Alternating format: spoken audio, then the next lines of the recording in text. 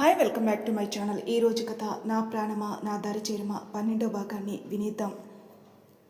చెట్టంత మగాడు పక్కనుంటే మాట్లాడవేంటి? ఏం లేదు, నేను ఇంటికి వెళ్ళాలి. మర్యాదగా నా ఫోన్ ఇవ్వు, లేదంటే ఏం చేస్తారో నాకే తెలీదు. విద్య అలా అనగానే విజయ్ చేతిలో ఉన్న ఫోన్ రింగ్ అయింది. స్క్రీన్ మీద పేరు చూసిన విద్య భయంతో విజయ్ని చూసి బిగుసుకుపోయింది. ఏంటి గలగలా మాట్లాడుతూ సడన్గా ఆగిపోయాం? విజయ్ ఎక్కడైతే స్క్రీన్ మీద వాళ్ళ అన్నయ్య పిక్ చూస్తాడేమని భయంతో విజయ్ చేతిలో ఫోన్ లాక్కొని అతని వెనక్కి నెట్టి ఫోన్ తీసుకుని పరుగున కారెక్కింది. క్షణకాలంలో విద్య చేసిన పనికి విజయ్ షాక్గా చూశాడు. ఏంటి ఇది తేడాగా ఉంది? ఫోన్ రాగానే పరుగున అందుకుంది అంటే ఖచ్చితంగా ఏదో ఉంది. నువ్వు కూడా విద్య కోసం బయటకు వచ్చేసావా? హా సూరి అంటూ వెనక్కి తిరిగి, మూవీ బోర్ కొడుతుంది, ఏం చేయను, అందుకే బయటకు వచ్చాను. మూవీ బోర్ కొడుతుందని బయటకు వచ్చావా, లేదంటే విద్య బయటకు వచ్చిందని వచ్చావా? దాని ముఖానికి అంత సీన్ లేదులే కానీ పద ఇంటికెళ్దాం. అప్పుడే వెళ్ళి ఏం చేయాలరా, కాసేపు జై శివానికి ప్రైవసీ ఇద్దాం. ఏడ్చినట్టుంది నీ తెలివి. అక్కడున్నది శివాని, తనతో ఏది అంత ఈజీ కాదు. కానీ పద, మనం ఇంకా రెస్టారెంట్కి వెళ్ళి భోజనం చేసి ఇంటికెళ్దాం. పైకి తెంగ రోడ్లా ఉంటావు కానీ బ్రెయిన్ మాత్రం సూపర్ రా. అందుకే సింగిల్ హ్యాండ్తో నీ కొడుకు ఇచ్చిన 4 కంపెనీలు రన్ చేస్తున్నాను. చెయ్యకపోతే ఎలా? విషయం చెప్పు. విషయం చెప్పేంటి? విద్య అలా పారిపోయింది ఎందుకో? ఏమో, ఎవరికి తెలుసు. నిజం చెప్పరా. ఏదో దోస్తుందమ్మా, ఏంటన్నది అర్థం కావడం లేదు. ఏదో నేను అడిగాను, చెప్పాలని చెప్పావు, కానీ తను ఎందుకు పారిపోయిందో నీకు బాగా తెలుసు అంటూ సురేఖ కారు ఎక్కగానే విజయ్ తనను తాను చిన్నగా నవ్వుకొని కారు ఎక్కాడు. శివాని ఆలోచనలు జైకి నిద్రకు కరువు చేశాయి. విసుగ్గా బెడ్ మీద నుంచి పైకి లేచి రూమ్ నుంచి బయటకు వచ్చాడు. హాల్లో సోఫాలో కూర్చొని టీవీ చూస్తున్న శివాని చూసి షాక్ అయ్యాడు జై. ఇంకా నిద్రపోలేదా శివ అనుకుని స్టెప్స్ దిగి, శివ ఇంకా నిద్రపోలేదా నువ్వు? అది ఆంటీ కోసం వెయిట్ చేస్తున్నాను సార్, వాళ్ళు ఇంకా రాలేదు, వచ్చాక పడుకుందామని. వచ్చేస్తారు శివ, అమ్మకు తోడుగా విజయ్ ఉన్నాడు కదా, ఎందుకు భయం? అవును సార్, కానీ సరే అర్థమైంది, కూర్చో అని శివాని పక్కనే కొద్దిగా దూరంలో కూర్చొని టీవీ చూస్తాడు జై. మీరేంటి సార్ ఇంకా నిద్రపోలేదు? నిద్ర రావడం లేదు శివ. ఏమైంది సార్, తలనొప్పిగా ఉందా? తలనొప్పి కాదు, పడుకున్న నీ ఆలోచనలే, నీ చూపు, నీ నవ్వు నాకు నిద్ర రాకుండా చూస్తున్నాయి అని అనుకుని. అలాంటిదేమీ లేదు శివ, మామూలుగానే నిద్ర రావడం లేదు అని ఇద్దరు కాసేపు టీవీ చూశారు. టీవీ చూస్తున్న జైకి తలనొప్పిగా ఉండడంతో, అనవసరంగా టీవీ చూశాను, ఈ టైంలో తలనొప్పి స్టార్ట్ అయిందేంటి అనుకుని నుదుటిన చేత్తో రుద్దుకుంటూ శివాని చూశాడు. పాత సినిమా ఎంతో ఇంట్రెస్టింగ్గా చూస్తుంది శివాని. కాసేపు శివానిని అలా చూసి ఎక్కడైతే శివానిని చూస్తుందన్న భయంతో తలని ఒక్కసారిగా విదిలించుకుని కిచెన్ రూమ్కి వెళ్ళాడు. జై పాల కోసం ఫ్రిడ్జ్ ఓపెన్ చేసి ఆగిపోయి గుమ్మం వైపు చూస్తాడు. డోర్కి ఆనుకుని 2 చేతులు కట్టుకుని, నేను అడిగాను కదా సార్ తలనొప్పా అని, లేదు అని ఎందుకు అబద్ధం చెప్పారు? కాఫీ పెట్టమంటే నేను పెట్టనా? అది కాదు శివ, నిన్ను డిస్టర్బ్ చేయడం ఎందుకని. భలేవారు సార్, మీరు సోఫాలో కూర్చోండి, నేను కాఫీ పెట్టి తెస్తాను. వద్దులే శివ, టీవీ చూస్తే నాకు తలనొప్పి వచ్చేసింది. ఇప్పుడు వెళ్ళి సోఫాలో కూర్చొని ఆ టీవీని చూసి ఇంకా తలనొప్పి తెచ్చుకోలేను అని కిచెన్ గట్టిపై కూర్చున్నాడు. కాఫీ పెట్టి శివ, నువ్వు ఎలా పెడుతున్నావో నేను చూస్తాను. శివాని చిన్నగా నవ్వి స్టవ్ వెలిగించి గిన్నె పెట్టి పాలు పోసి బాగా మరిగించి షుగర్ కోసం వెతుకుతుంటే, శివ షుగరు పై కబోర్డ్లో ఉంటుంది. మర్చిపోయాను సార్ అంటూ 2 కాళ్ళు పైకెత్తి కబోర్డ్ ఓపెన్ చేసి షుగర్ డబ్బా తీస్తుంటే సన్నగా నాజుగ్గా ఉన్న ఆమె నడుము క్లియర్గా జైకి కనిపించేసరికి రెప్ప వేయడం మరిచి అలానే చూస్తుండిపోయాడు. కానీ అంతలోనే తేరుకుని, గుడిలో నడుము పట్టుకున్నందుకే చెంపదెబ్బ కొట్టింది, ఇప్పుడు కావాలని నడుము చూశానని స్టవ్ మీద గరిటె పెట్టి వాతలు పెట్టినా పెడుతుంది అనుకుని కుదురుగా కూర్చున్నాడు. ఇంతలో కాఫీ కప్లో వేసి, సార్ కాఫీ. థ్యాంక్ యూ, నువ్వు తాగు. వద్దు సార్, పొడి పాలున్నాయి కదా, అవన్నా తాగు. లేదు సార్, నాకు అలవాట్లేదు. శివ నిజం సార్ అంటూ అతనితో పాటే నవ్వుతూ బయటకొచ్చి టీవీ ఆఫ్ చేసి సోఫాలో కూర్చుంది శివాని. జై కాఫీ సిప్ చేస్తూ కబుర్లు చెప్తుంటే వింటున్న శివాని కునుపాట్లు పాడుతూ సోఫా వెనక్కి వాలింది. మాట్లాడుతున్న జై శివాని చూసి చిన్నగా నవ్వుకుని కాఫీ కప్ పక్కన పెట్టి ప్రేమగా ఆమె చెంపపై చెయ్యి వేశాడు. నిద్రలో ఉన్న ఆమె ముఖాన్ని తనివి తీరా చూసుకుని, పైకి గంభీరంగా ఉంటావు కానీ చిన్నపిల్ల మనస్తత్వం ఎలా బ్రతుకుతావో ఏంటో. నేను నీ జీవితంలోకి వచ్చి నీకు తోడుగా ఉందామని అనుకుంటున్నాను, కానీ నీ చూపు, నీ కోపం చూస్తే నీకు కనీసం నీ చేతిని పట్టుకోవడానికి భయం వేస్తుంది. నిజంగా నా ప్రేమ గెలుస్తుందా? సోఫా వెనక్కి తలని వాల్చిన శివాని నెమ్మదిగా తలని జై భుజంపై వాల్చింది. నిద్రలో శివాని చేసిన పనికి జై ఆనందానికి అవధులేవు. ప్రేమగా ఆమె తలనిమురుతుంటే మరీ ఎక్కువ తలనిమరకు ఏమాత్రం మెలకు వచ్చినా చంప చెల్లుమనిపిస్తుంది అంటూ లోపలికి వస్తూ అన్నాడు విజయ్. ఏరా, కాసేపు కూడా నా కొడుకు ఆనందాన్ని చూడలేవరా అని సురేఖ అనగానే విజయ్ నవ్వుతూ, ఏంట్రా జీవితాంతం అలానే చూస్తూ బ్రతికేస్తావా? ఎప్పుడు చెప్తారా నీ మనసులో మాటని?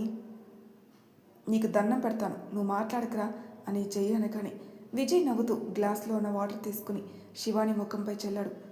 విజయ్ చేసిన పనికి జై సురేఖకి ఎంతగా కోపం వచ్చిందంటే విజయ్ని 4 పీకాలనిపించింది. కానీ శివాని లేచేసరికి ఇద్దరు ఏం మాట్లాడలేదు. Sorry sir. It's okay Shiva. అమ్మ మీరెప్పుడొచ్చారు? ఇప్పుడే తల్లి, చూస్తుంటే బాగా నిద్ర వస్తుంది నీకు, పద పడుకుందాం. సరే అమ్మ అని సురేఖతో పాటు తన రూమ్కి వెళ్తూ శివాని ఒక్కసారిగా వెనక్కి తిరిగింది. జై వెంటనే చూపు తిప్పుకొని తన రూమ్కి వెళ్ళాడు. కారు స్పీడ్గా ఇంటి ముందు ఆపి గట్టిగా ఊపిరి పీల్చుకుని వదిలింది విద్య. వంటి నిండా చెమట, వన్నులో వణుకు. కామ్గా కారు దిగి లోపలికి వచ్చింది. వచ్చావా? ఏంటి ముఖం నిండా ఈ చెమట అంటూ కంగారుగా వచ్చింది సుమ. ఏం లేదమ్మా. ఏమైందో నిజం చెప్పవే. అన్నయ్య ఫోన్ చేశాడు. ఏంటి? అవునమ్మా, నాకు భయంగా ఉంది. వాడు ఫోన్ చేస్తే నువ్వెందుకు భయపడుతున్నావు? వాడు నిన్నేమన్నా అన్నాడా? లేదమ్మా. మరి? ముందు కాస్త వాటర్ ఇవ్వమ్మా, గొంతు తడారిపోయింది అని విద్య అనగానే సుమ కంగారుగా వాటర్ తెచ్చి విద్య చేతికిచ్చింది. ఇంతలో విద్య ఫోన్ మళ్ళీ రింగ్ అవుతుంటే సుమ ఫోన్ చూసి, అన్నయ్య ఫోన్ చేస్తున్నాడు, మాట్లాడు. నాకు భయంగా ఉందమ్మా. ఎందుకే? నేను జై వాళ్ళ ఇంటికి వెళ్ళాను. ఏంటి అని షాక్ అడిగింది సుమ. అవునమ్మా అంటూ జై ఇంటికి ఎందుకు వెళ్ళిందో విద్య చెప్పకని సుమ భయంగా, అసలు ఎందుకు వెళ్ళావే? నాకు తెలిసి ఈ విషయం వాడికి తెలుసుంటుంది, అందుకే నీకు ఫోన్ చేస్తున్నాడు. అన్నయ్యతో మాట్లాడే ధైర్యం నాకు లేదమ్మా, నువ్వే మాట్లాడు. చచ్చిన వాడితో నేను మాట్లాడిని. దూరంగా వెళ్ళి అందరి జీవితాల్ని రౌడీజంతో నాశనం చేస్తున్నాడు. నేనెందుకు వాడితో మాట్లాడతాను? కర్మ తెలియని జైని వెన్నుపోటు పొడిచాడు. డబ్బు పిచ్చితో హద్దులు మీరి రౌడీజం చేస్తున్నాడు. చెయ్యిని ఎంతకాలం చేస్తాడు? కానీ ఏదో ఒకరోజు రక్త సంబంధం గుర్తుకు రాకుండా ఉంటుందా? అప్పుడు తెలుస్తుంది వాడికి. నువ్వు ఇలా మాట్లాడితే ఎలా అమ్మా? అందుకే వాడు అలా తయారవుతున్నాడు అని విద్య బాధగా ఏడుస్తుంటే ఇంతలో కాలింగ్ బెల్ మోగడంతో, ఈ టైంలో ఎవరమ్మా? అదే అర్థం కావడం లేదు. నువ్వు ఇక్కడే కూర్చో, నేను ఇప్పుడే వస్తాను అంటూ సుమ డోర్ ఓపెన్ చేసి షాక్ అయింది. ఎదురుగా ఎవరో కాదు, కృష్ణ స్టైల్గా సూటు బూటు వేసుకున్న కొడుకును చూడగానే షాక్ అయింది. అతని వెనకే చాలామంది రౌడీలు ఉన్నారు. సుమ గుమ్మం దగ్గర నిలబడి ఎందుకు అలా చూస్తుందో అర్థం కాక విద్య ముందుకొచ్చి కృష్ణని చూడగానే భయంతో వెనక్కి అడుగు వేసి బిగుసుకుపోయింది. ఎలా ఉన్నారు? చాలా రోజుల తర్వాత కొడుకుని చూసేసరికి సుమకి మాటలు రాలేదు. కృష్ణ నవ్వుతూ లోపలికొచ్చి డోర్ వేసి విద్యని చూశాడు. ఎలా ఉన్నావమ్మా? అన్నయ్య. ఏంటి షాక్ అయ్యావా వచ్చానని? కాదు, అది మరి అంటూ విద్య నత్తిగా మాట్లాడుతుంటే కృష్ణ కామ్గా సోఫాలో కూర్చుని వాటర్ గ్లాస్ తీసుకుని విద్యకిచ్చాడు. 6 అడుగుల దేహం. అతని అందానికి పేరు పెట్టాల్సిన అవసరమే లేదు. నచ్చిన దానికోసం ప్రాణాలతో అయినా పోరాడి సొంతం చేసుకుంటాడు. కానీ తనకి నచ్చింది మరొకరికి దక్కనివ్వడు. అన్నయ్య, జై దగ్గరికి వెళ్ళావా? కృష్ణ నోటి నుంచి ఆ మాట వినగానే సుమ, విద్య ఇద్దరు భయంతో బిగుసుకుపోయారు. చెప్పు, వెళ్ళావా? అదే అన్నయ్య. మరి ఎందుకు వెళ్ళావు? పనుండి వెళ్ళాను. ఏం పని? కాలు మీద కాలేసుకుని అడిగాడు కృష్ణ. పేషెంట్ని చెక్ చేయడానికి అన్నయ్య. అవునా అంటూ సూటిగా విద్యని చూశాడు. నీ మాటలకి నీ చూపుకి భయపడే వాళ్ళు ఇక్కడ ఎవరూ లేరు. మర్యాదగా ఇక్కడికి ఎందుకు వచ్చావు చెప్పు. కొడుకు రాగానే ఎలా ఉన్నావురా అని ప్రేమగా అడుగుతావేమో అనుకున్నాను. కానీ ఎందుకు వచ్చావని అడిగావంటే నేనంటే ఎంత ఇష్టమో నాకు బాగా అర్థమైందమ్మా. అమ్మ అని పిలిచే అర్హత నువ్వు ఎప్పుడో కోల్పోయావు. మంచిది.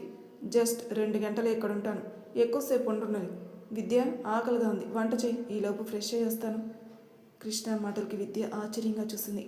వెళ్ళి వంట చేయి అంటూ తన రూమ్కి వెళ్ళాడు కృష్ణ. ఎందుకో విద్యకి సుమకి కృష్ణ మీద అనుమానం వచ్చి ఒకరి ముఖాలొకరు చూసుకున్నారు. అమ్మ, అన్నయ్య అసలు ఏం చేయాలని వచ్చాడు? అదే నాకు అర్థం కావడం లేదే. ఏదో బలమైన కారణం లేకపోతే కానీ వాడు రాడు. మాఫియా ఇక్కడ కూడా మొదలు పెట్టాలనుకుంటున్నాడా? లేదంటే ఎవరైనా చంపడానికి వచ్చాడా? అమ్మ, నీ ఆలోచనలు చాలా దూరం వెళ్తున్నాయి. నువ్వు అలా ఆలోచించకమ్మా, నాకు భయంగా ఉంది. వాడు ఎవరి ఊహలకి అందడు కదమ్మా.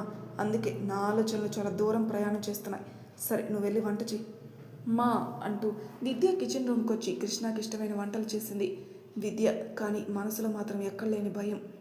విద్య, హా అమ్మా, నీ ముఖంలోనే తెలిసిపోతుంది ఎంతగా భయపడుతున్నావు.